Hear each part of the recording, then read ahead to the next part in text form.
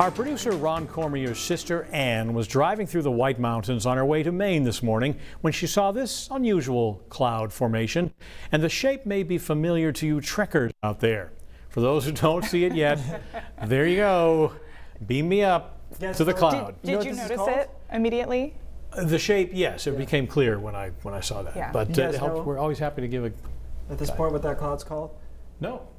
Can we go back to it? It's called a lenticular cloud. Oh, lenticular. Okay, Lenticular. I've seen. Yeah, I'm sure it's we've not heard quite it. that round, maybe. But. Yeah, that's a good example of Yeah. it. And they get usually they're at, where were they driving? It's usually where there's hills or mountains to. Yep, there you go. So it's forcing the air uphill. Here's a talk nerdy to me you didn't see coming. It's forcing the air uphill into those shapes, and then when it goes downhill, that's why it has that shape to it.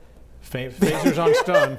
Wow, we came up with that lower third quickly, huh? All right, anyways, we'll move forward into what was a really nice day. Temperatures in the mid-60s still, and one of the hallmarks of this time of the year is how much your daytime highs vary from your overnight lows. So we're in the 60s now. A lot of us will be in the 30s, though, tonight. We had a stubborn little cloud bank this morning. It really annoyed me because I was excited about how nice it was going to be, and the clouds just hung around, and then they got out of here, and the rest of the day was nice and sunny. But the sunny conditions translate into clear skies overnight, which allows temperatures to drop off more. So we talked yesterday about a likely frost advisory tonight, and here it is. Mountains, some of the colder valleys, and into New Hampshire. Now, remember, the way this works is frost advisory for the first frost. If there's a frost tonight, then they won't issue any more until next year. So otherwise, you'd be issuing a frost advisory every night, or freeze warning every night into the winter.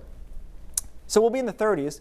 How dare I speak of the winter? In the 30s tonight in a lot of spots. Even Portland and Wiscasset, it wouldn't shock me if we briefly got to 39 degrees, but I think the vast majority of the coast is in the low 40s. So tomorrow's a nice day, but think about where we're starting, 30s and 40s. So if you go out in the morning at 9 or 10, it's still pretty chilly, 40s, low 50s maybe. We get into the mid-60s by the afternoon. It ends up being a nice day, but there is kind of a short window there where it's relatively mild enough out, and then we're watching this front on Sunday. We've known the whole time that this front in its position was going to make or break our Sunday, and we started to arrive at the conclusion midweek that this would be a split state forecast, and that's where we are here. This front is going to be draped probably right in Bangor, maybe a bit north of Bangor, and as a result of that, it'll be cloudy and showery there, much cooler. And then to the south, especially York, Cumberland counties, southern Oxford County, I think will actually be nice through the first half of Sunday. We might get to 80 degrees and then see an isolated shower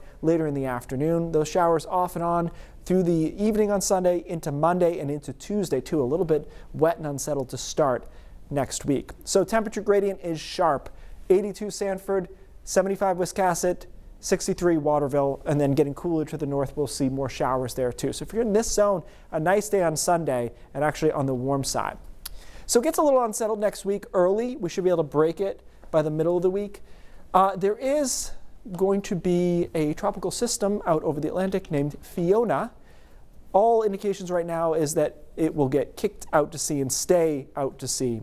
I will obviously let you know if that changes, but the front on next Friday should kick the system out to sea, and it will make it a little bit breezy, maybe some swells, but I'm not concerned otherwise. Always worth knowing it's out there, even if it's, as you sometimes call it, a fish storm. This probably would be a fish storm, yes, and it looks like it won't impact any land, which is good. Yep, good Okay. thing. Thanks, Keith.